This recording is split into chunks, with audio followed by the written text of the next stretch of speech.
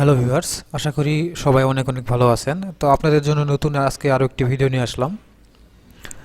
আজকের ভিডিওটি মূলত আপনারা আপনাদের যে কম্পিউটারে যে ফোল্ডারগুলি রয়েছে সেই ফোল্ডারের যে আইকন, সেই আইকনের কালারটা আপনারা কিভাবে চেঞ্জ করবেন, সেই আইকনের আপনারা বিভিন্ন কালার কিভাবে যুক্ত করবেন, সেই বিষয়টি নিয়ে আজকে আলোচনা করব। তো এই জন্য না টেনে আশা করি পুরো ভিডিওটি দেখবেন।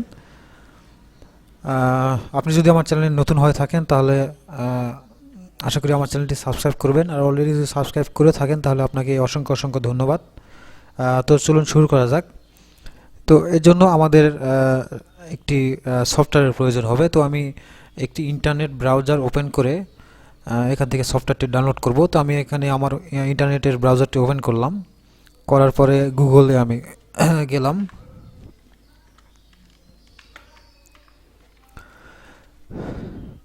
গুগল থেকে আমি সার্চ করব ফোল্ডার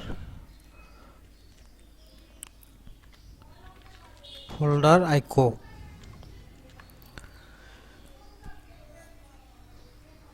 তো এই লেখাটি লেখার পরে আমি এখান থেকে এন্টার প্রেস করলাম। তো এখন দেখতে পাচ্ছেন সবার উপরের দিকে যে ওয়েবসাইটটি চলে এসেছে, এখানে আমি ক্লিক করলাম। করার পরে এখানে দেখতে পাচ্ছেন যে ফোল্ডার আইকো, এখানে সফটওয়্যারটি ডাউনলোডের এখানে অপশন রয়েছে। তো এখানে আমি ডাউনলোডে ক্লিক করলাম। ডাউনলোডে ক্লিক করার পরে এখানে আপনারা দেখতে পাচ্ছেন যে ডাউনলোড ফর উইন্ডোজ আর একটা হচ্ছে ম্যাক। তো আমরা যেহেতু উইন্ডোজের জন্য ডাউনলোড করব, তাহলে উইন্ডোজে ক্লিক করলাম।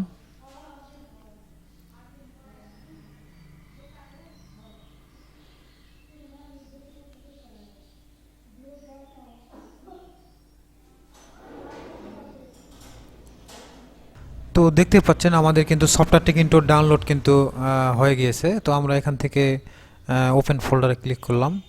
তো দেখতে পাচ্ছেন আমাদের সফটওয়্যারটি কিন্তু ডাউনলোড হয়েছে। খুব অল্প মেগাবাইটের একটি সফটওয়্যার, মাত্র প্রায় 13-র মতো একটি মেগাবাইটের মতো একটি সফটওয়্যার। তো আমরা এই সফটওয়্যারটি এখন ইনস্টল করব। এখান থেকে আমি ওপেন করলাম, তারপর ইনস্টল করার পরে এখান থেকে ফিনিশ করে দিলাম।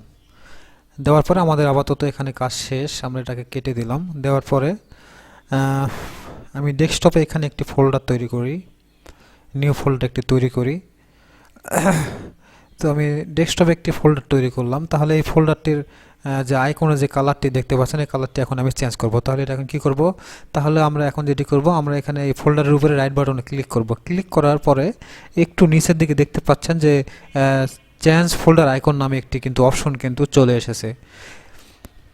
তো এই অপশনটি কিন্তু আগে কিন্তু ছিল না। আমরা এই সফটওয়্যারটি ইনস্টল দেওয়ার পরে কিন্তু এই সফটওয়্যারটি এই অপশনটি কিন্তু এখানে চলে এসেছে। তো এখান থেকে আমরা যদি একটু ডান দিকে যদি আসি, তাহলে এখানে দেখতে পাচ্ছেন বিভিন্ন কিন্তু কালার দেওয়া রয়েছে। আমরা যদি এখানে রেডে ক্লিক করি, তাহলে দেখতে পাচ্ছেন কিন্তু আমাদের ফোল্ডারের কালারটি কিন্তু রেড হয়ে গেল। এখানে আরও বিভিন্ন কালার রয়েছে, আপনারা এখান থেকে আপনাদের পছন্দ মতো যে কালার এখানে ক্লিক করবেন, সেই কালারটি কিন্তু এখানে সিলেক্ট হয়ে যাবে।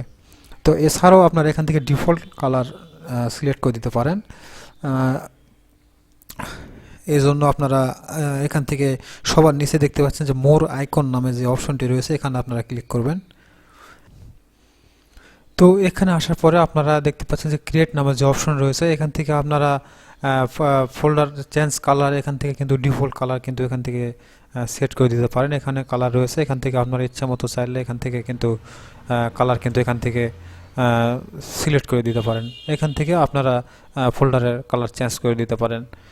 আর আপনি যদি চান যে আমি যে কালারটি করেছি সেই কালারটি রাখতে চাচ্ছি না, তাহলে আপনারা আবার এখানে রাইট বাটনে ক্লিক করে সবার নিচে একটু যদি আসেন, দেখতে পাচ্ছেন যে রেস্টোর ডিফল্ট যে অপশন রয়েছে, এখানে যদি আপনি ক্লিক করেন তাহলে দেখতে পাবেন যে ফোল্ডারের কালারটি কিন্তু চলে গিয়েছে।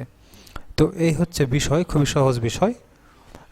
তারপর যদি কারো সমস্যা থেকে থাকে তাহলে অবশ্যই কমেন্ট করে জানাবেন, আমি যথাসাধ্য সমাধান দেওয়ার চেষ্টা করব। তো এই ছিল মূলত ভিডিও।